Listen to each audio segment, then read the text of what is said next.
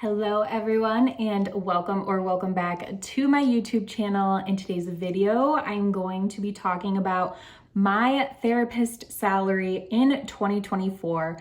I love videos about salary transparency. I have watched so many like millennial money-esque videos here on YouTube.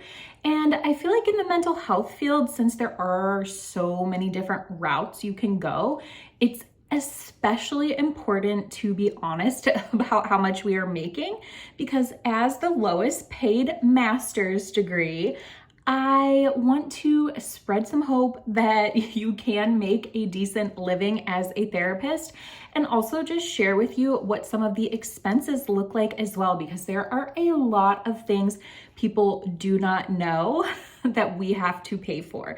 So I will share more about my context. I am a new mom. I have a 1.5-year-old who was being watched by either my husband or my mom during my remote telehealth sessions. I would be locked in my office and do all the noise canceling things to make it quiet and confidential, but I worked 3 days a week, saw 4 clients at most, and a lot of times that did not happen because I knew I was going to be going on another maternity leave. I am pregnant over here. You can't see it at all, but I am due in February, and obviously halfway through the year, I knew that I was going to be taking a long maternity leave because I cannot have 2 under 2 and keep working at the rate that I was. Obviously, I could if I really needed to, but I personally am going to do the full-time mom thing for a little while and go back to being a private practice therapist eventually. So that's a little bit about the context of where I am at in life. If you are new here, my name is Allyssa Powers. I am a private practice therapist who makes content all about grad school and what it's actually like to be a therapist and how much money you can actually make. I want to teach you the things that grad school didn't. And let me tell you, grad school definitely does not talk nitty-gritty about salary. I think that it is so frowned upon in our field to act like money is important at all, which is a whole other thing, and I have many videos on that. But I am going to be sharing with you some salary realness. I am only a little nervous to do this. Hopefully I don't get roasted in the comments, but just know that I worked very part-time and I am aware of that. This isn't a video that's gonna be able to be clickbaity like, oh, making $100,000 a year working part-time. I didn't quite do that, but I am quite happy with what I did do. It aligned with my values and what I was willing to put into it, and I have made about double in the past. So without further ado, and making this video a million years long, let me get into the numbers. Okay, let's do the fun part first, and I will put up here the little graphic that I made because I think it can be really hard to follow along with lots of numbers in a video. But first things first, overall in private practice, I made about $45,000 for the year. My goal was to make $50,000. That didn't quite happen, but I am really proud of myself for getting pretty darn close to that goal. And just to note, all of these numbers are gross income, meaning this is not after taxes. So it's gonna look like more than it actually is going to look like to my accountant because business expenses, which is the second part of this video, and I will get into that and you will see that there are a lot of expenses when you are a therapist. So then my YouTube income, I figured I would just throw that out there. It was not very substantial. I only got monetized halfway through the year in June, and I usually make about $200 a month based off of my views, and so that came out to $1,577, which, hey, I will take it. It's not nothing, and I really love doing what I'm doing, so if I can get a little bit of money on the side from it, then hey, I'm cool with that. And then my NCE study guide, which was So much fun to make. I have an NCE study guide if you are in need of one. I sell it as a digital product on alyssapowers.com, and I made $418 from that. And that's like without me really promoting it very much at all. I think I have one video where I talk about it, and it's made about 15 sales, which I hope it will pick up and make more and more as time goes on. So those are my numbers of how much I made, and that comes out to roughly about $47,000 for the year combined. So I feel good about that. That's just short of $50,000 and working very, very part-time in a way that aligned with what energy I had. My son is 1.5, and I am due with baby boy, if you can't see it at all, number 2, end of February. So it's been crazy. We've been going through a lot of changes over here. So let's get into my expenses. First expense I paid for was my billing manager. She takes a percentage of everything I made from insurance. So I still had just a handful of clients that I've had for a really long time, and I still accepted their insurance. Honestly, I debated like referring all of my insurance-based clients out at the beginning of this year, but I just didn't have the heart to do it because I knew I'd be referring them out at the end of the year. And so I ended up paying her for the year $1,825, which isn't that much. I don't even know what the percentage is. I think it's like 5% of everything she brings in for me, she keeps. She is well worth it. And man, with all of these new credentialing companies coming out, like I think Headway is one. I don't know what the other ones are called. I am so thankful that I have her and did not go through a company like that. So next, my Simple Practice subscription. I was kind of shook by how expensive this was for the year.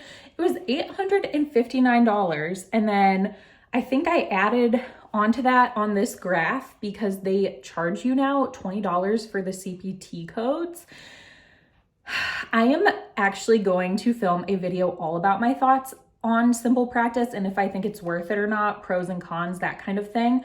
But man, the number one con is it is really expensive. So that was 12 months of Simple Practice. I had the professional plan. So they have a basic plan and then they have a professional plan. And the reason I needed the professional plan is because that's the plan that would send text messages to your clients as like a reminder of when their appointment was. And I felt like that's a feature I can't live without. So next was my liability insurance. If you're curious, that is basically something you need in private practice if you were to ever get sued. So that's just like covering our butts. It's not uncommon to get sued in our field. There's a lot of things that can go wrong or happen, so it is well worth it. And that was $144. And then childcare for the year. Like I mentioned, my mom and my husband are my childcare providers. My husband, clearly I'm not paying him, but my mom, I would pay a little bit just for gas and food and like things that she would need. So that came out to $2,400 for the year. She worked 2 days a week, 4 hours. I know that's like obviously not going to reflect what normal childcare would cost because it was my mom and that's just what we were comfortable with. And then I don't know if I put this on the graph or not because I did this literally the same day I made these graphics, but I need to renew my license in February. It's awful timing and I hadn't done any CEs. So ironically, I made like a giant CE, but of course that doesn't count towards your own CEs. So I got a subscription to Clearly Clinical.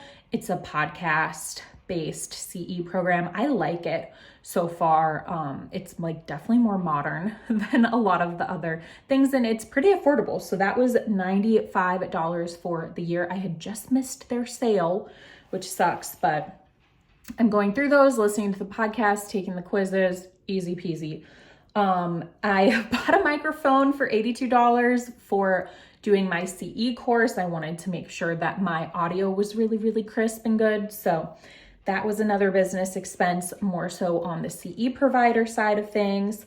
And then my website hosting for my private practice was $281. And then for Allyssa Powers, it was $298.